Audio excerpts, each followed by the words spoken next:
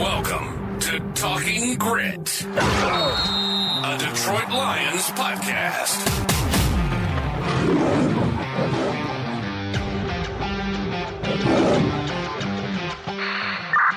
Talking Grit is brought to you by the Monroe County Reporters, Monroe's top news source for police, fire, and community events. Depot Street, truck boy Follow them on Facebook, and for $2.99 a month, you can become a subscriber and get the news you crave even faster. Welcome to another episode of Fighting Recaps here at Talking Grit. I'm Jason Harwood, your YouTube thumbnail creator extraordinaire, and with me is a guy who just loves making highlight reels. His name is Jacob Litton. He's here again on a Victory Monday, and the Lions are now clearly the class of the NFC North. Jacob, what's your first thought after the Lions got that win? First thought, just, I guess, how do I want to word this? Along the lines of business as usual. Hang on. What's a good word for this right now? I mean, we're at where we expected to be, right? I think that's a good way to put it.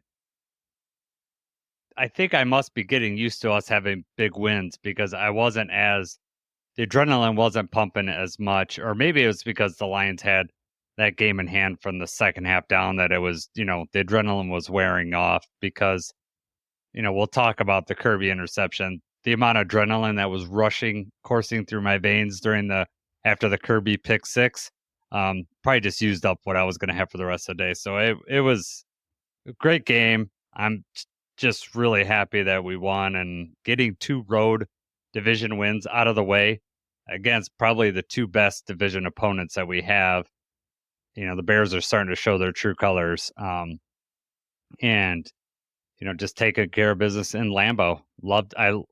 First of all, I love getting it out of the way in early November. We don't have to, bad weather yesterday, but not the really cold stuff that can really, really wreck you. Should we start calling it Lion Bow? Lion Bow. I like it. Like when they used to call what they call the Chiefs Burrowhead. Burrowhead. Yeah. Along that same lines. Yeah. That's cool.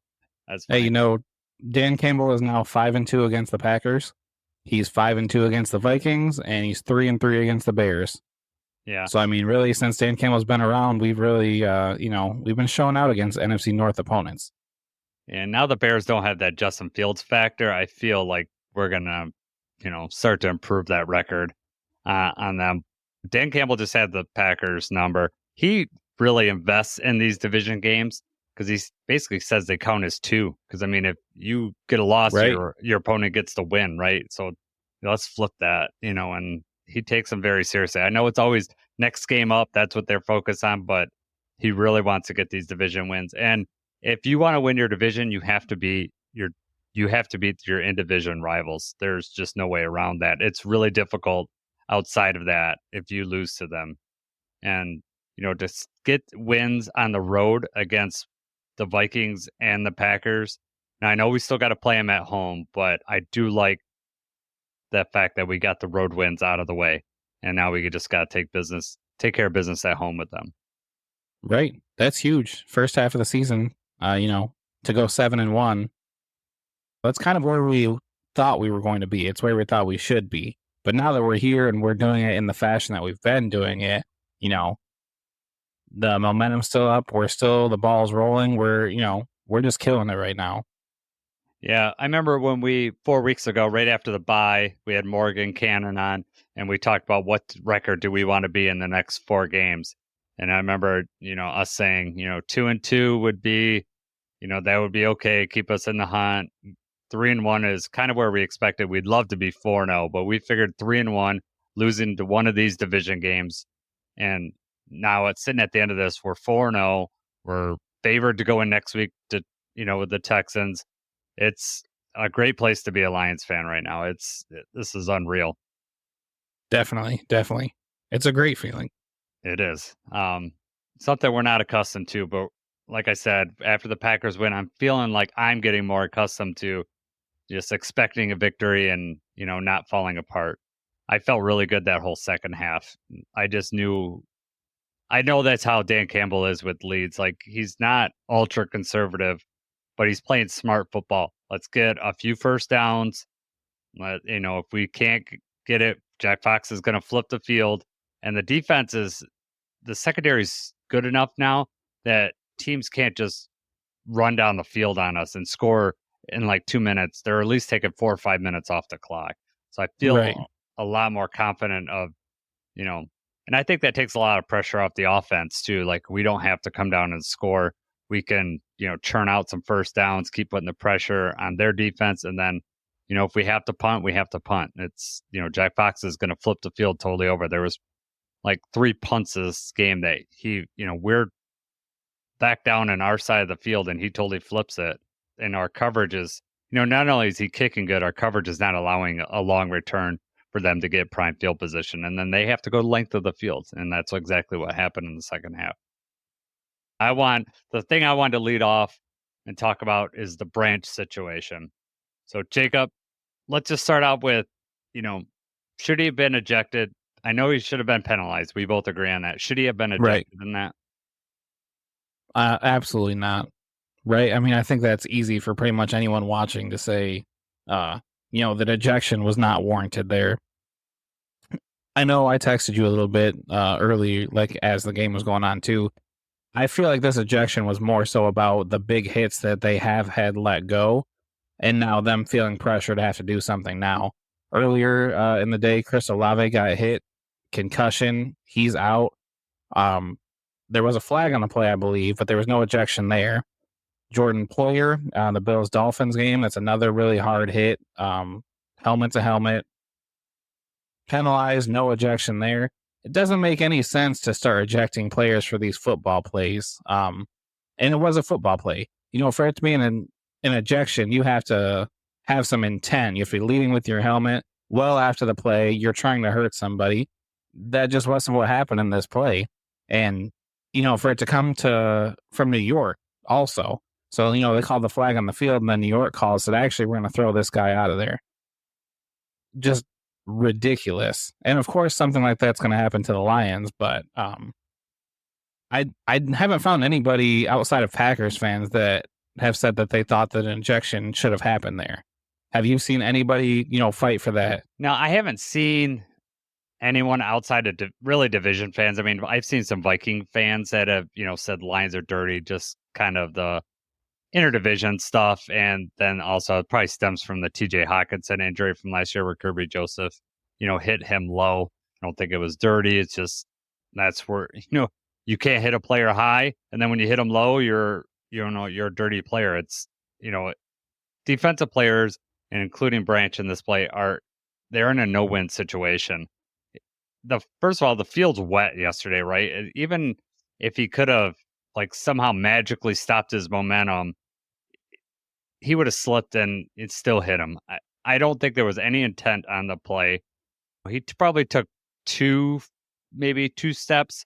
When you're watching it fast, when you watch it, live game speed, it's like, oh man, that's a hit. But anything looks worse when you slow it down. And of course, it looks like he's leaning right into him. But if you look, he's trying to shy away. He's not hitting him with the crown of his head. He's trying to hit him with the side of his head.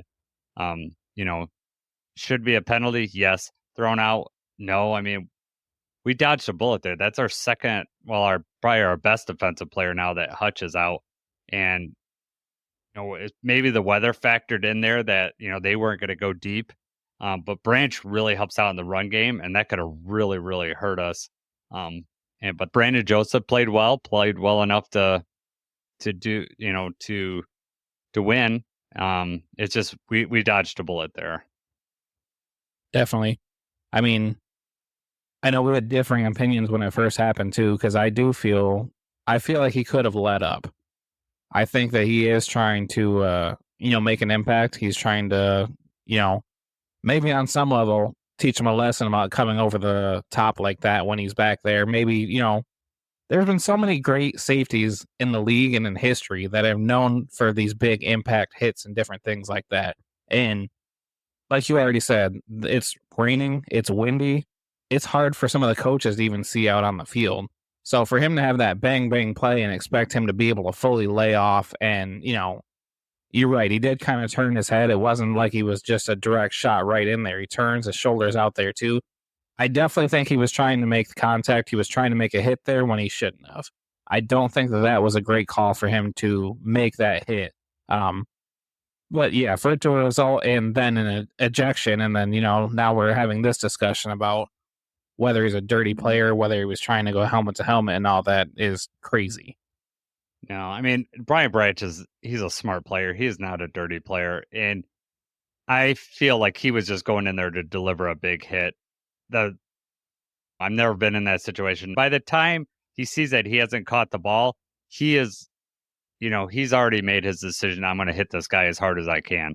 And, just unfortunately hit him with the helmet. It was, if I believe it was 2nd and 20 at that point, and that gave him, the first down, and then and then a little extra, some extracurriculars.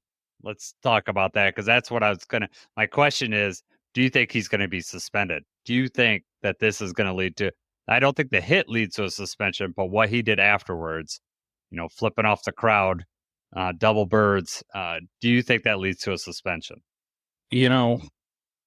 Suspension, I don't think so. Fine, most likely. But, like we're talking about with the reputation and everything like that, and now, I don't know. If the league has it out for us, the game against the Cowboys, I know they kind of took that as a statement game because we were trying to get the ball in the linemen's hands and we were trying to do all kinds of trick plays and stuff.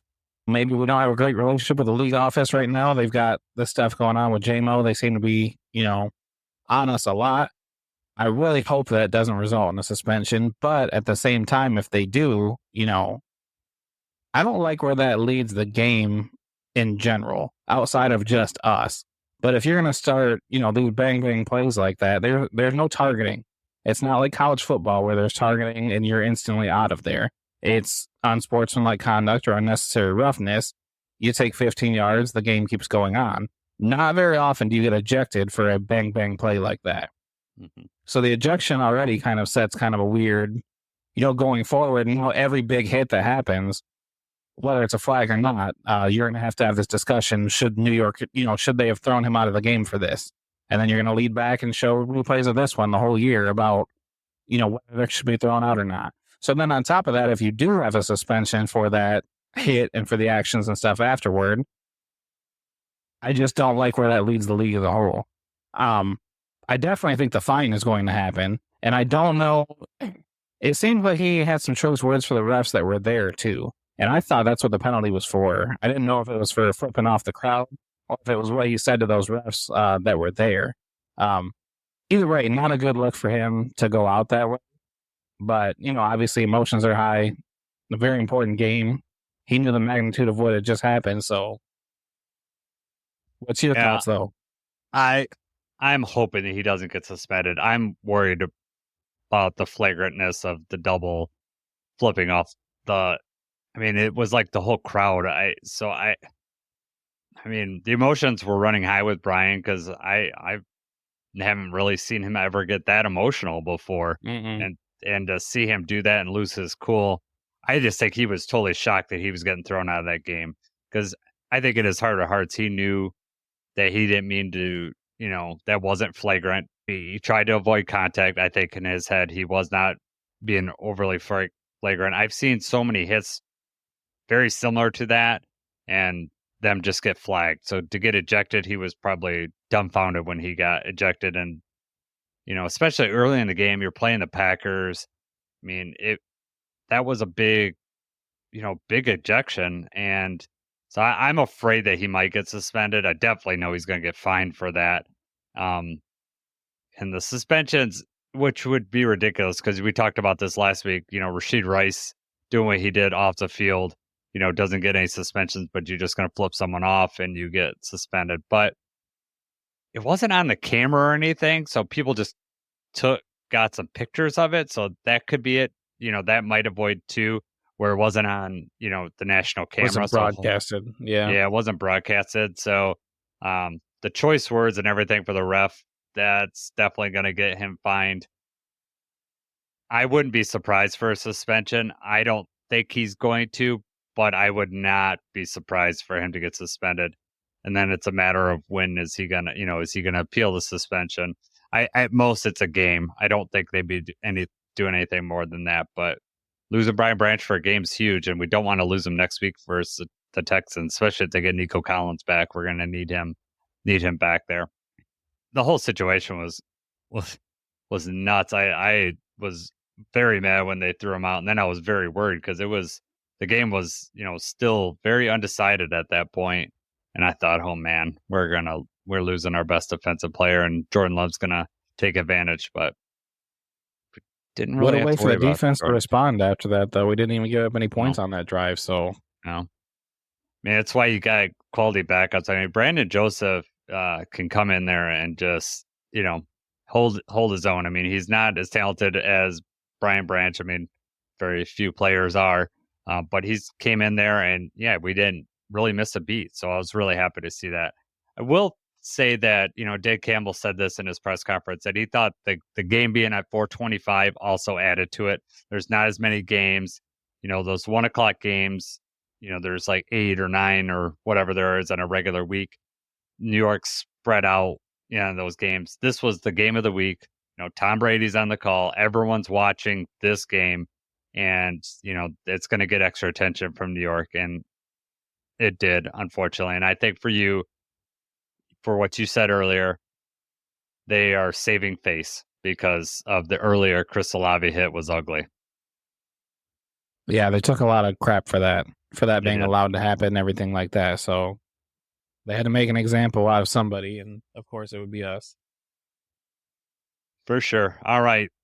The other thing, that I want to touch on, it really doesn't fit into offense or defense. It just overall, the Lions look like the outdoor team, and the Green Bay Packers look quite the opposite. So the narrative that was coming in was, this is the game the Lions get handed to them because Jared Goff can't play outside, and they're going to go to Green Bay. It's rainy, it's miserable out there, and this outdoor team's going to show us. But it did not look that way, did it? Not at all.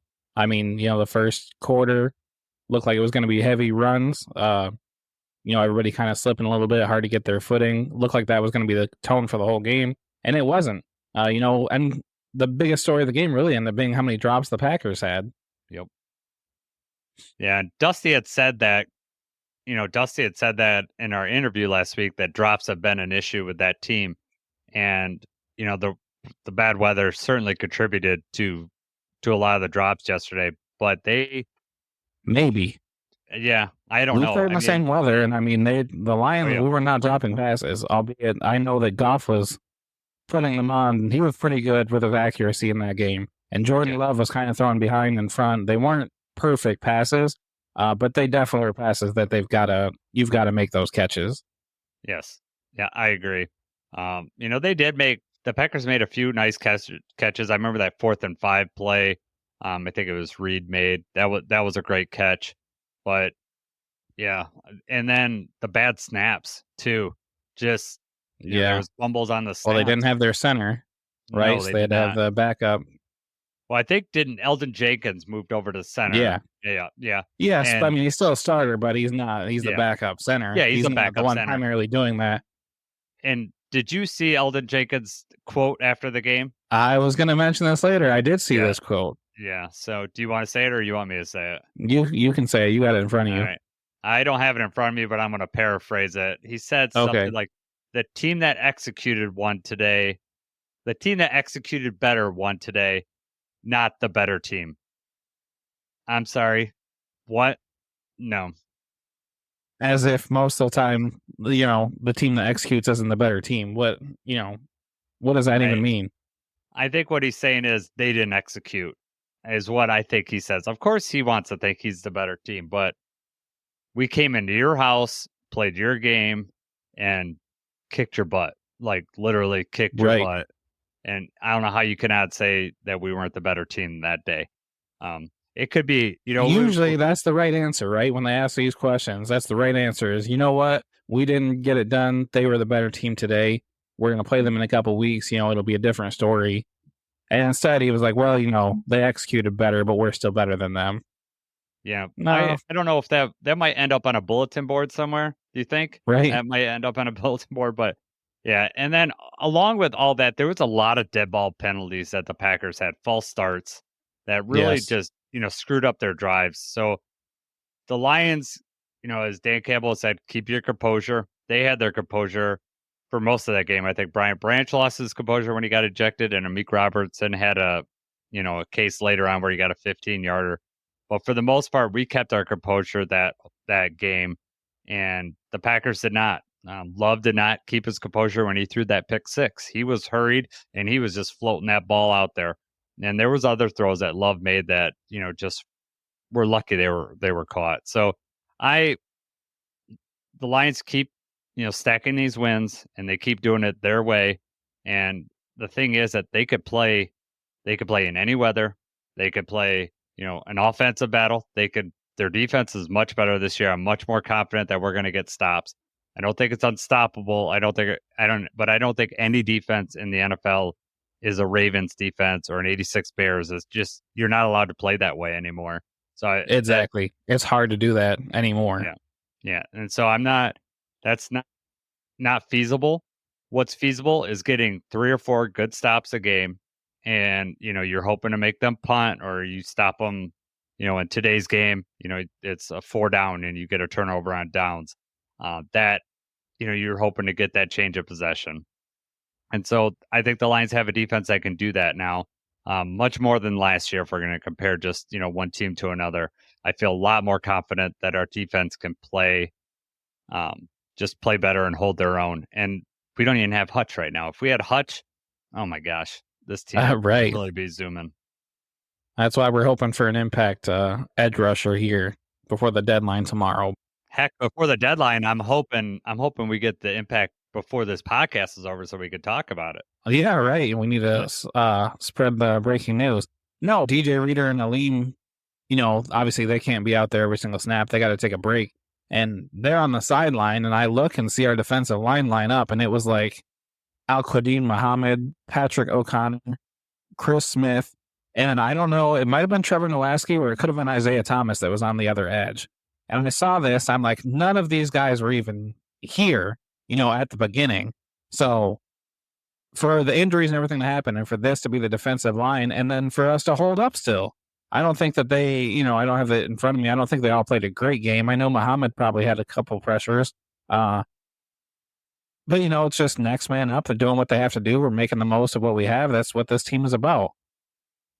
Yeah, it's about playing in the scheme and doing and just having the right play call and limiting damage.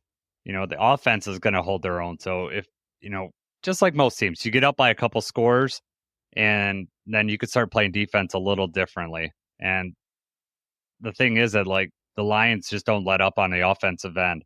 They don't. And I'm glad that they do that, because in today's NFL, teams could come back from a 4-score game. Well, I mean, last night, Colts Vikings, the previous year or 2 years ago, they had played, and it was 33-0 at halftime, and the Vikings came back, right? I mean, that's more and more common in today's NFL. And Dan Campbell had said this before. He's like, as soon as you start pulling starters and then the other team creeps back, it is really hard to get yourself up after you've pulled your starters out of there, because they're, cool down. You're risking injury, number one. Number two is the adrenaline's kind of run down because you've kind of shut it down for the day. So it's hard to get back up. So it's a momentum swing. It too. is. I mean, just on top of that.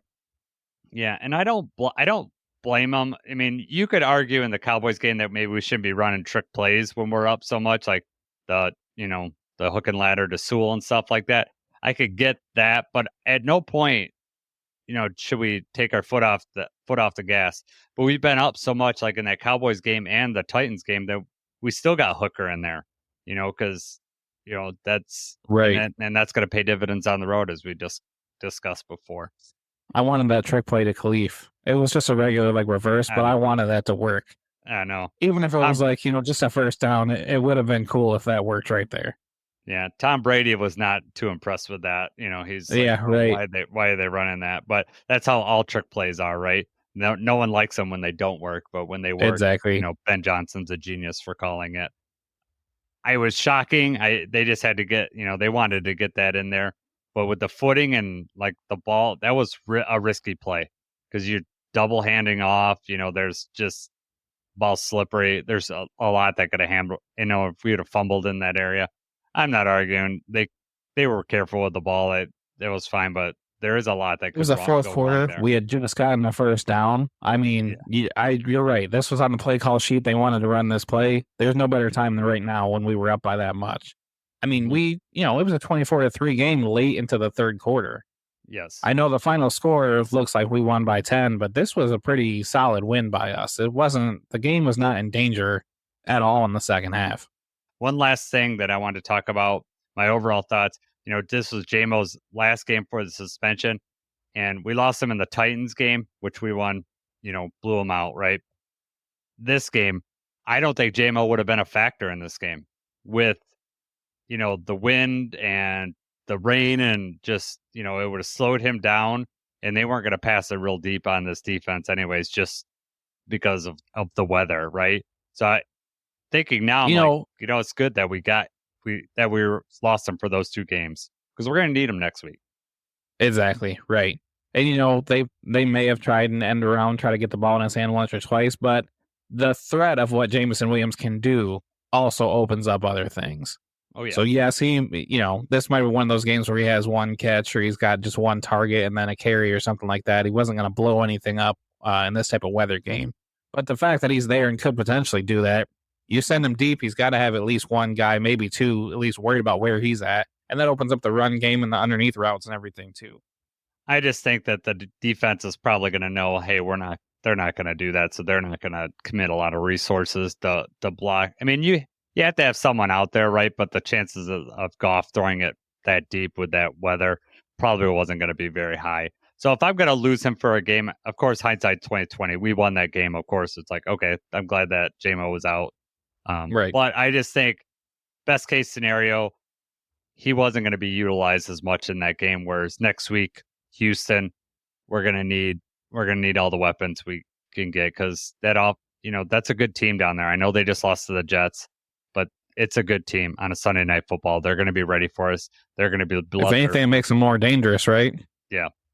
Yep, exactly. They just got the bad taste of losing to Aaron Rodgers, so they're going to want to switch it. All right, so let's move on to our just individual units here. So first, we're going to start off with special teams. Jake Bates, I'll start out with him. He's 1 for 1, kicked his first outdoor field goal in the NFL. 1 for 1. He's gave him a nice 27-yarder, but it was right down the middle and made all his extra points. So these ones were actually straighter than the other ones that were inside. I agree with you. I was like, oh, those wouldn't even make me think that they're going to be misses. They were right down the middle. Right. Awesome. Yeah, that was good. Maybe he's better outside. Yeah, Justin Rogers said he was kicking from 60 in pregame, even through that rain. So, yeah, he's got an intensely strong leg. And we've already mentioned Jack Fox. 4 punts. He averaged 50 yards per punt. He had a long of 60. He just flips the field, and he's consistent and just does his job. You can count on it. Doesn't shank them very often, if I don't remember any. So I don't recall. I saw like Pro Football Focus ranks punters and everything too. They've got him like 8 or 9 in the league. I don't know what factors that you're using, if it's just total number of yards because he doesn't punt that much, or like I don't know what factors they're in. But I mean, I would rather have Jack Fox over anybody else that there's in the league right now. I agree. So special teams is not as impactful this game as it were for the Tennessee game, but not many games are the Tennessee game. Let's move on to the defense. We kind of already were just touching on it, but gotta start with the Kirby pick 6. What did you first scream out when that happened? It's funny because they wanted to watch a movie. They're like, let's watch another family movie. And, I can't say no to family movie night, but I did warn them, like, the Lions are playing. I'm focused on my phone right now, which we don't usually do during movie night. Usually there's no phones. But they know the situation. Lions are on, I got to watch this. And, yeah, I think it was the timing of it all because it was like, it almost felt like halftime's coming soon. We just got to get a stop here. My guard was down. I wasn't ready for it. And I might have let the S word slip, actually, as it was happening. I just, the excitement was there. I'm trying to be not, too loud, despicable me for, but obviously that's just an electric play. And for that to happen at the time that it did was huge. I was telling my wife, I was like, we just need to get a pick here. I just want to get a pick. And I thought it was going to be a down the field pick because they had a minute left. I knew they were Right. going to push it to try to get into field goal range. So my thought was Love just lets one up deep because he likes to take chances. And then Kirby's out there in center field and just picks one off. And no thought that I have it was going to be a pick six and Kirby was going to be blitzing on the play and, just, throw his hands up. And it was a terrible throw by Love. He looked like he had the deer in headlights look. He's running around and he just such a stupid play because what is he had to gain behind that? Lions had 2 linebackers behind Jacobs. If he catches that, he's going to get blasted, number one. It's in the middle of the field. The clock's going to run. There's nothing to gain by throwing that pass at all. And, especially with that weather, it would have been dangerous to throw a deep pass just in that weather at that time. And I just thought that was a terrible coaching decision to, say they had a good field or kickoff return, got up to the 40 or something like that. Then I see it, but no, it was just that weather probably would have made me take more pause. And the worst possible thing that could have happened to the Packers happened, and that's a pick six. So instead of going into halftime 10-3, you go into the halftime 17-3, and the Lions got the ball. So it felt like, oh man, it was so perfect. My boys and I were about 6 inches from the screen, just screaming at it. We were just so hyped. It was one of the loudest moments it's been in our house during a Lions game. It was just super intense. It was just the whole thing of them getting a pick and then realizing he's going to score. Right. Of course, it was Kirby, too. That was awesome that it was Kirby, because Kirby's not usually, we don't blitz him. We don't send him like that. And the fact he's running down there, he's right on Josh Jacobs in front of it. Like, it just, another one. It's like they're just throwing him right up to him. Obviously, Kirby's going to make that play. Yeah, I loved it. And then Levi Onwuzurike put a nice, he's so big that he just kind of he didn't block anybody. He just got in people's way, I'll say. Right. Like they couldn't run through him. And so Kirby just went. And I don't know if you noticed, but after Kirby scored, he really didn't know what to do. I think he was just in shock that he had scored. Yes, because he missed a chance for the Lambeau leap because he took a minute. And plus, he couldn't fully run into to the stands too because it was so wet. If you watch him, because after the turf ends, it's I don't know what it is, but it had to be really slippery, especially with cleats. And they kind of just walked differently on that part of the field. A lot of players fall. Yes, they said it's like ice over there once it's wet. It's just real slick. An awesome play, one of the plays of the year, and just for a momentum switch, what it meant for that game and for Kirby. I'm just happy for him that he got the touchdown. He said today, or I think it was last night press conference, he hadn't scored a touchdown since high school when he was a wide receiver. So he didn't get one all through college, and this is the first one in the NFL. I'm super happy for him. What better time, right? Yeah, especially he kind of was been getting overshadowed by Xavier McKinney for the Packers. Because he's leading him in picks. He's within the division. The matchup, I think Dusty even said that he thought that Xavier might get one this week, and it didn't happen. He was kind of I think he had maybe 5 or 6 tackles, but he wasn't really a factor in this one for the most part. Real quick, before we get away from this one, though, I know you said it too, but the coaches really screwed this up for them. We're driving the ball down. We've got the ball, it's a red zone opportunity, and we're running the ball. And they actually, they were holding us for a little bit, but they decided to use their timeouts to try to get the ball back. There's less than a minute left that you're going to get the ball back. I think in that situation, best case scenario, you trust your defense, you try to hold us out of the end zone, and then we kick a field goal, and then you go into the half, 10-3. And then instead, they use their timeouts. They do hold us to a field goal, and now you get the ball back. You've got a minute. You've got to go 70 yards down the field in the weather that we've been dealing with, chances are you're not going to be able to do very much.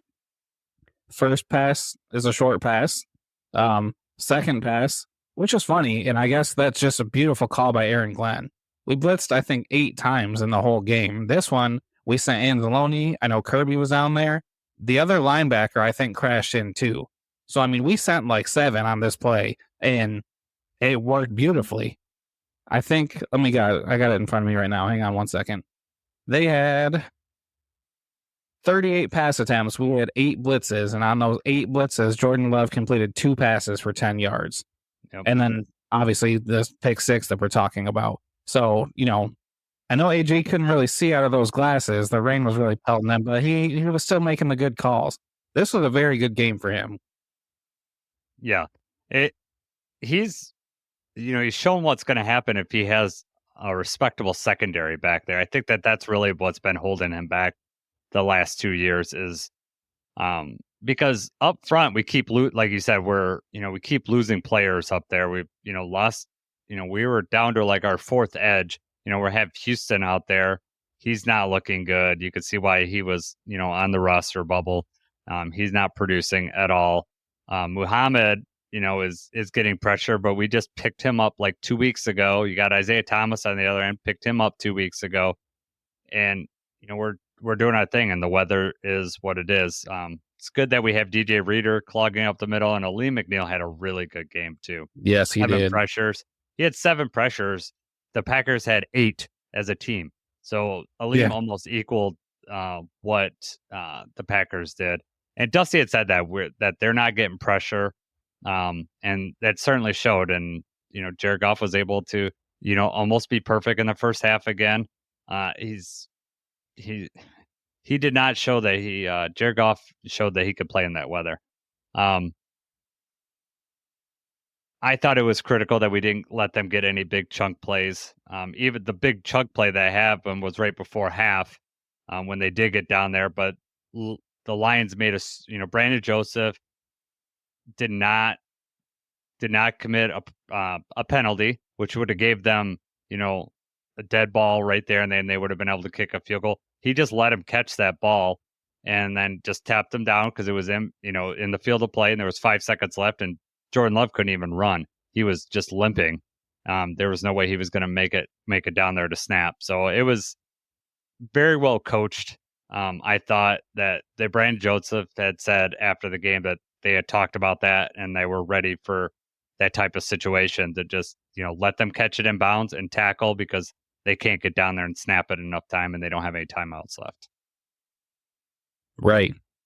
Yeah, I mean, which is another thing, though. Like, here we are, the Packers again. They just threw a pick 6. They come out here, and now you're down 17-3. And instead of trying to cut, a couple run plays, let's take it to halftime, they're going to drop back and, they still threw the ball, still trying to throw it and make something happen. Yeah, I don't know. I mean, I like Matt LaFleur. He's a really good coach, but I think Dan Campbell's in his head at this point because whatever Matt comes up with, for the most part, Dan's got an answer. And I think Dan's aggressiveness probably just Matt tends to go a little more conservative against the Lions, and Dan just coaches it like any other game, and right, and it's worked out for us. I mean, I think that is what's working. It's what's making us better. Also, is that week to week, it's business as usual. We're bringing the same intensity. We're bringing the same, no matter what the game plan is. We are making changes in the play scripts and stuff like that, but it's business as usual. We know who we are. That's who we're going to be. It doesn't matter who's in front of us. This is what, this is what's going to happen. This is how the game is going to go. And if you look, the only game that we had any kind of variation in that at all was the Buccaneers game. And that was the only time that we lost. Yep. I feel like the team, especially the core members, have been around the same coaching staff, right, for like 3 years. And so they've been through so many different situations. And I think the amount of trust between the coaches and the players and the coaches know that, hey, we're going to have a good plan. We just need to execute this plan. And that's what they've been doing week in and week out. They just have confidence that this is going to happen. Even in that Buccaneers game where we totally changed everything, we had so many chances to win that game. We just did not execute. we just, that was the game that we couldn't score in the red zone. And that's been the outlier compared to every other game. We get down the red zone, we score. That game we couldn't. So we have to avenge that game. But there always seems to be, time to avenge those losses here and there. I want to talk about a critical drive in the game. The fourth quarter, Packers get the ball with 14:07 left on the clock. The Lions are up 24-6. That game's fairly in hand, but the Packers score here. They still would have time to come back. So, Right. That was the drive that I talked about it earlier. 4th and 5. They were in the middle of the field at that point. They threw the ball up. Reed made a good play on the ball. They were in really good position defensively, and they just couldn't come up with it. Reed made a really good play on the ball. They got It was Rakestraw that was right on him. Yeah, it was Rakestraw. I thought he might have dropped it. I thought it hit the ground. Yeah. So that was a good play. And so the Green Bay finally gets in the red zone with 11:15 left. So they made them take 3 minutes off the clock just to get into the red zone. They get a 9-yard run on that first down. That when they're in the red zone, they get Packers do. 2nd and 1. Love kind of scrambles, made a weird throw out of bounds that was almost picked. It was just, if it held up in the air a little bit longer, it hit the ground harmlessly, but it just being careless with the football again, right? I mean, you could easily just chuck that out of bounds. He was out of the pocket, but he just kind of I don't know if it was wet and it just slipped out of his hands, but it was a dangerous. It looked like almost like a half, like maybe he saw somebody at the last minute as he's going. I can't tell if he's trying to hold up, but yeah, it does kind of like half throw, half slide. I don't remember if that was Brandon Joseph. Somebody dove and made a play on that. Yeah, it looked like they could have made a play on it, but it hit the ground harmlessly. 3rd and 1. Love also makes another throw again. His receiver dropped it. It wasn't a perfect throw, but the receiver's in the end zone. He has to turn his body a little bit, but it's certainly a catchable ball. And they go for it on 4th down, and the Lions stuff them. So they get 9 yards on that first play, and then we just stuff them in. Do you know who stuffed him? Well, Jack Campbell stuffed him. So, yes, right. Yeah. Well, I mean, DJ Reader took up the blocks, and Jack Campbell's free to just come in there. I mean, right. It's a team effort, but Jack Campbell, 9th rated linebacker by PFF after this week, by the way. Jack Campbell. Unbelievable. Derek Barnes made this turn in year 3. Jack Campbell's making it in the middle of year 2, where he's becoming a player you don't want to have off the field. His coverage grade is really impressive too. So he's helping out in coverage, and he's just going to be one of those stout linebackers in the Lions mold of Chris Spielman, Stephen Tulloch, those type of guys that you just know we're going to make plays. I'd love to see him get a pick, and that would be awesome. Yeah, but right. This was just as good as a pick. He's forcing fumbles, right? Right. And so with 10:03 left, we got the ball back. So they took, over 4 minutes off the clock, and they come away empty-handed, no points. And I thought that was just a critical drive of the second half. That was the most critical drive on defense. We just, they burned a bunch of clock and then didn't get anything for it. And that's what the Lions defense has done a lot this year. The teams get down the red zone and they just cannot punch it in. And that's been the difference of why, we're winning these games. We're scoring in the red zone and they're not. Yeah. So we actually, in this game, we held them to 1 touchdown and 4 red zone trips. And that 1 touchdown obviously came, really late in the game, less than 5 minutes left. Yep. Yeah. I mean, you're right. That's kind of like the story of what we're doing. Bend, don't break. We do have tight defense, especially when it gets in the red zone.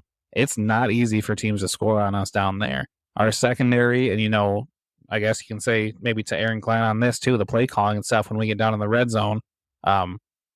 It's hard for them to score, and that's been a huge difference maker. Yep.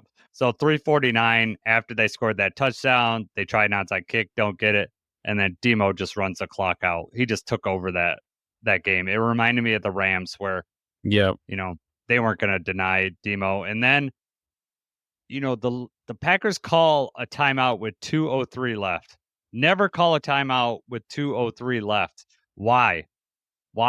Because that opens it up for run or pass.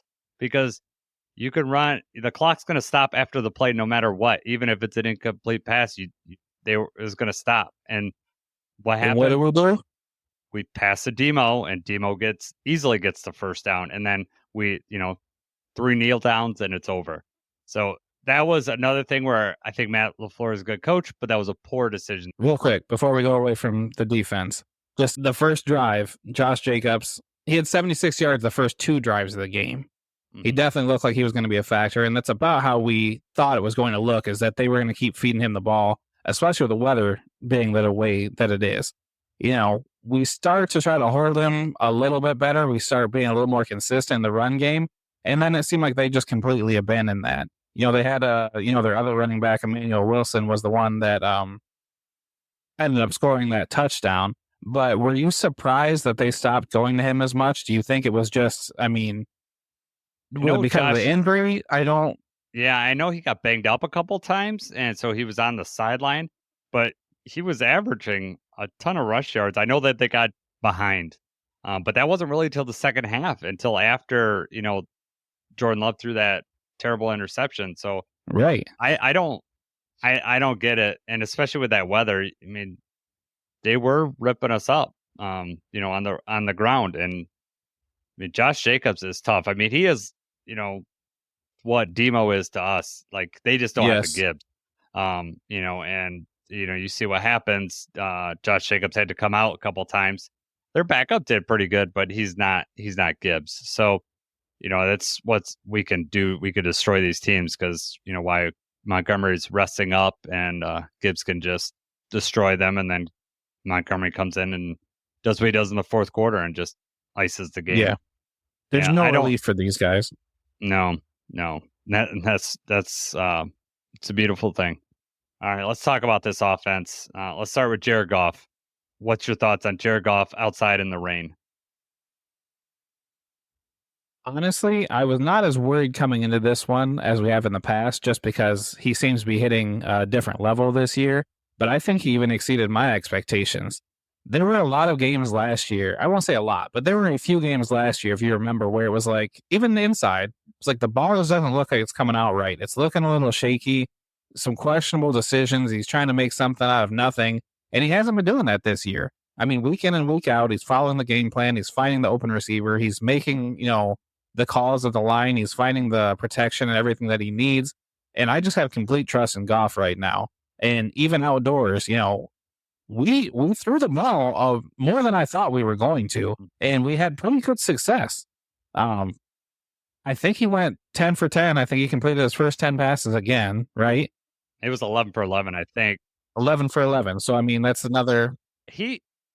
They passed more than I thought they were going to pass. Goff was wearing 2 gloves, which I thought was interesting, passing with gloves.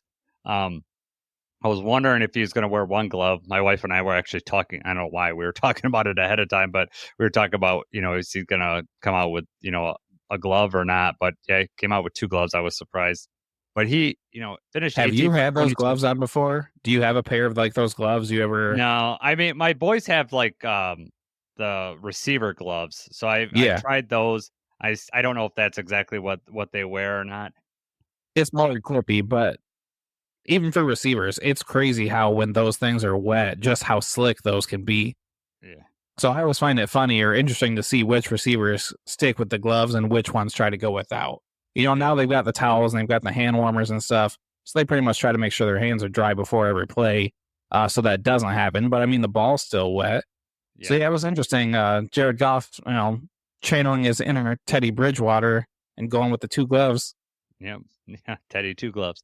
I just was just super impressed. And that first touchdown pass to Amon-Ra, that was just I did a YouTube breakdown on all 3 of the touchdowns, but that one in particular, that just showed you the trust that Goff had in Amon-Ra, because when he threw that ball, Amon-Ra's not even in the end zone. He is 2 yards outside the end zone, and he's already ready to release it. And if when they show, have you seen those clips where they show the play right in the tunnel on the way home or the way to the locker room? Oh, like watching the play? Yeah. So Amon-Ra said, I didn't think he was going to throw it. And then I turned around and he said, oh, S word.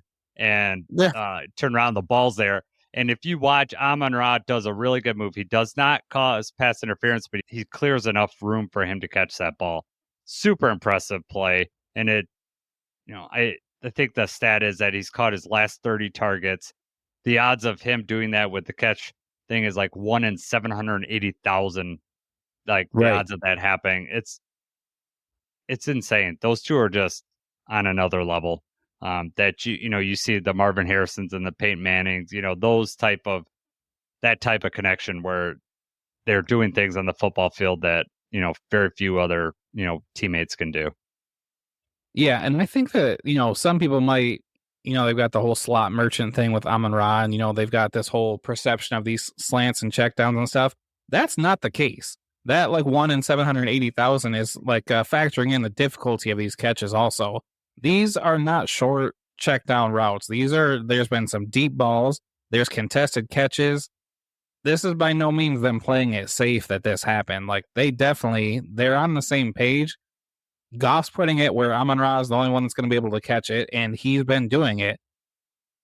30 for 30. I mean, the last 30 attempts, and he's gotten a catch all 30 times is insane. Mm-hmm. Yeah, they were both got extended this offseason. They're going to be playing together for a while. They could break some records. He was covered on that play. The Packers played really good defense on that, and that was a 4th down play. Yes. It was make or break, and I think that's where Jared Goff's like, if I'm going to break with my best player out there. And Amon-Ra, Goff made a perfect throw, and Amon-Ra, toe tapped it. Amon-Ra said that he knew if he caught the ball, he knew he got both feet in. And, he maintained the catch all the way through. Every day on the Joe's machine, right? Yeah. Oh, yeah. 202 or whatever he does. I thought it was interesting that the Lions, they started out on that 4th down play on the 5-yard line, get the Packers to jump off sides. Awesome. Right. Awesome calls. But that's a la Aaron Rodgers would get someone to do that.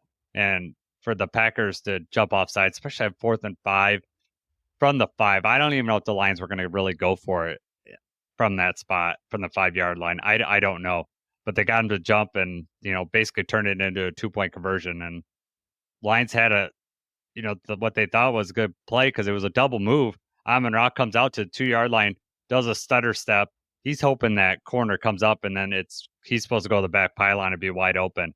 But the guy didn't bite on it, and Amon-Ra just created space, and Jared Goff just threw it to him because Tim Patrick was covered, Allen Robinson was covered, Laporta was double covered, and Montgomery came out of the backfield, but they blitzed Quay Walker, and Jared Goff would have never.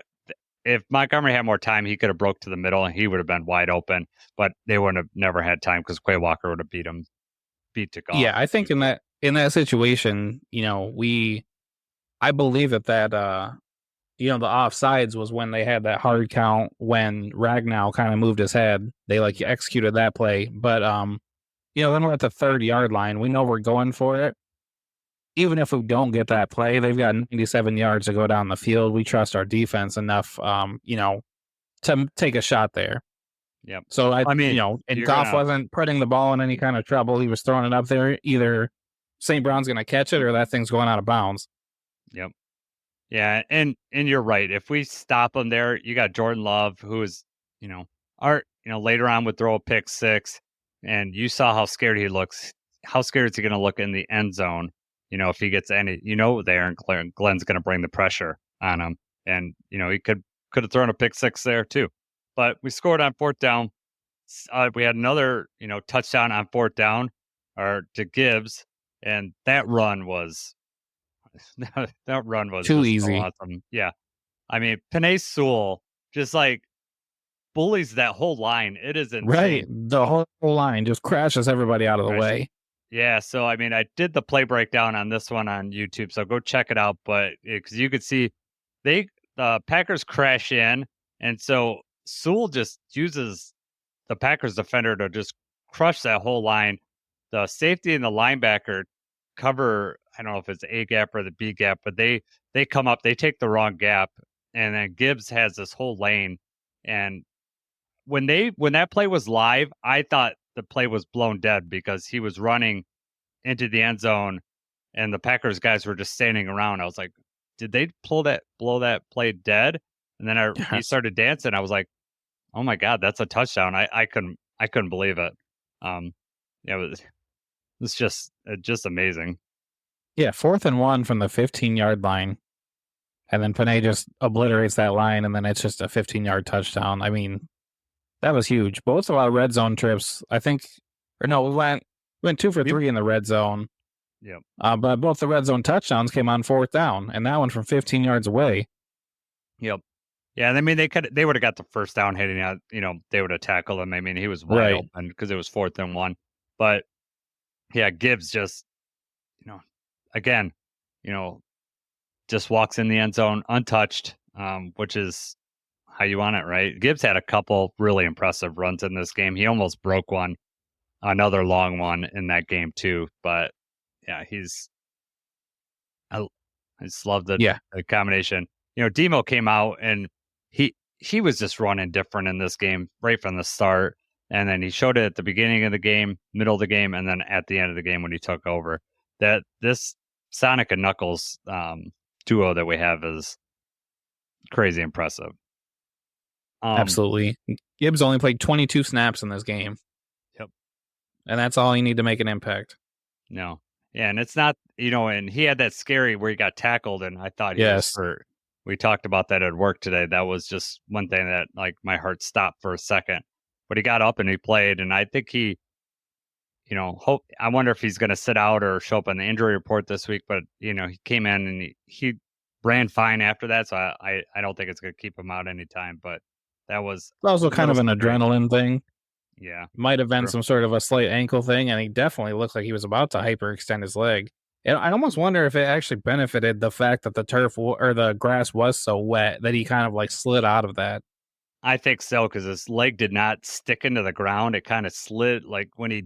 Yeah, I think the grass being wet certainly did help him. In my professional medical opinion, that's the way. It just looked like it. So all right, the last thing before we move on here is this is a testament. This game was a testament to Brad Holmes, in my opinion. He has built this team to win in so many different ways, in so many different environments. We are not a dome team. We are actually, with our offensive line, we are built to play games like this. All right, you're gonna try to outscore us. No, we got track meets too, especially with getting JMO back. We can win those games too. We can win so many different ways, and that when you get to the playoffs, you don't know where you're going to be playing. Hopefully it's just Ford Field this year, and then all the way to New Orleans in the Dome. So hopefully it'll be just Dome play who out there. But if we have to play outside, the Lions have shown we can do that. We're not afraid of that. We can thrive in that environment, actually. For sure. I mean, how many different people we had?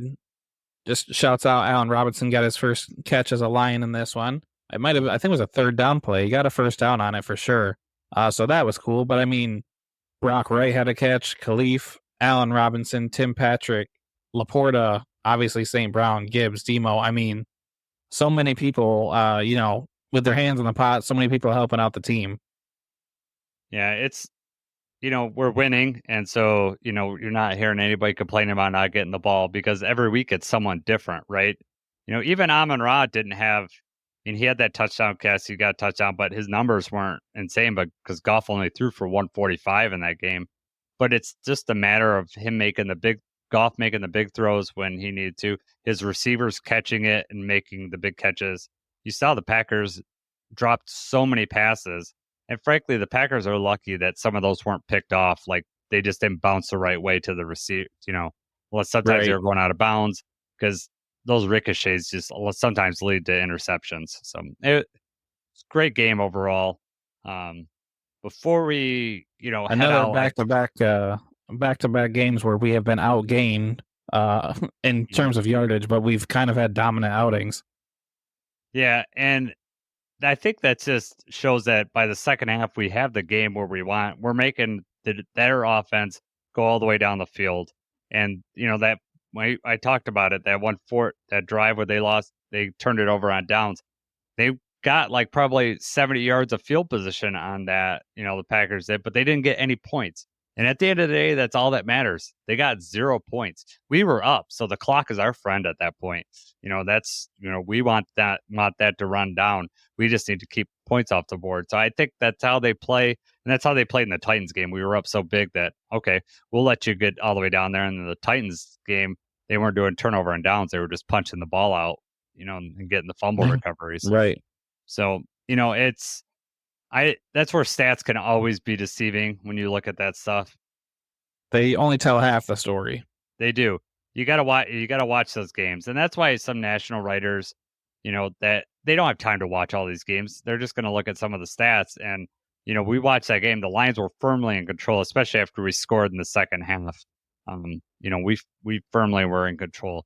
Now that game could have flipped very easily the other way. We scored 2 touchdowns on a 4th down. And our 3rd touchdown was on a Jordan Love mistake.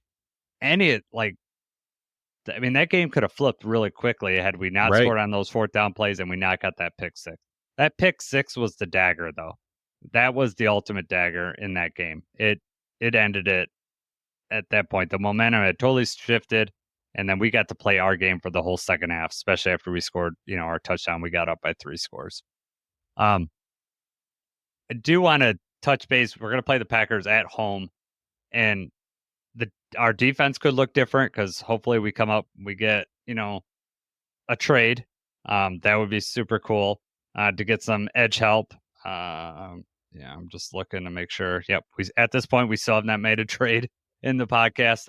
I've been refreshing Adam Schefter's feed. Give me something, man. Yeah, and Wingo was out for this game. Pascal was out for this game. So we're going to, hopefully get those guys back. Broderick Martin may be back by the time we play the Packers. So our defense is going to look different. Hopefully we have Branch for a whole game, so we are going to be set. Their offense is going to look different on, a dry field. I feel that, they're going to be able to utilize some of their speed deep. So it could look totally different.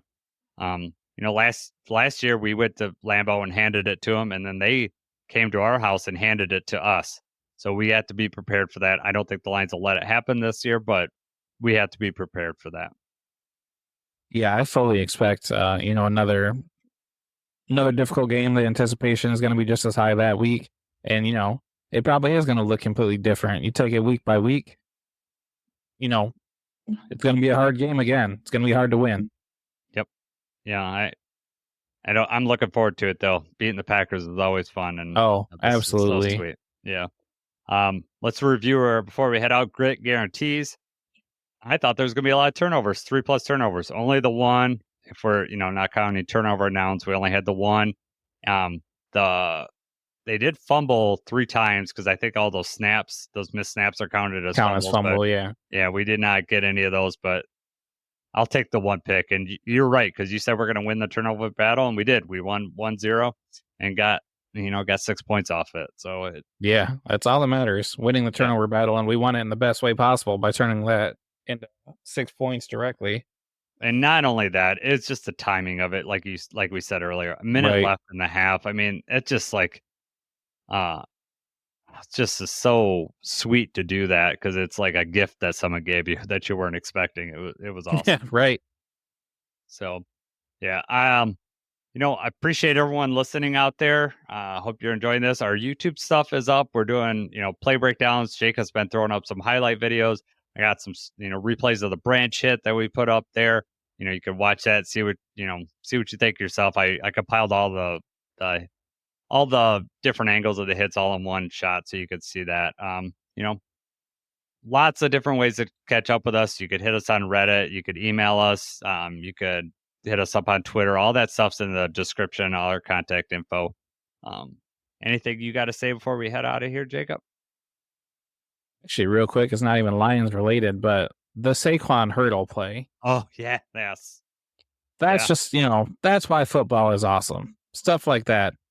The athleticism, I mean, just that whole sequence, he does the little spin move. He's trying to break some tackles, and then it's just crazy to me to even be able to anticipate. You see the guy coming. How do you know that even like in the angle that he's going low and he jumps, he lifts his legs up perfectly to hurl, like unreal. I'd be scared as heck that I would get front flipped like that. Like, that guy hits your legs and just takes your legs out and you flip like Land you, on your head or 'cause you don't even see where you're going. At least when you're going forward, you kind of put your arms out and stop yourself. When you land backwards like that, I mean, that could be serious. Yeah, the athleticism and just what he was able to do in that play. I mean, that reminded me of a Barry Sanders play. I mean, Barry Sanders wouldn't hurdle like that, but just like watching that and how cool that was. The spin move in itself was awesome, and then just the blind hurdle was, yeah, you don't ever see a backwards hurdle like that. right. No, that was very cool. Yeah, yeah. I was hoping that would come up because that was definitely a play of the weekend that was so much fun to watch. Right. All right. So for Jacob, I'm Jason. Let's go Lions.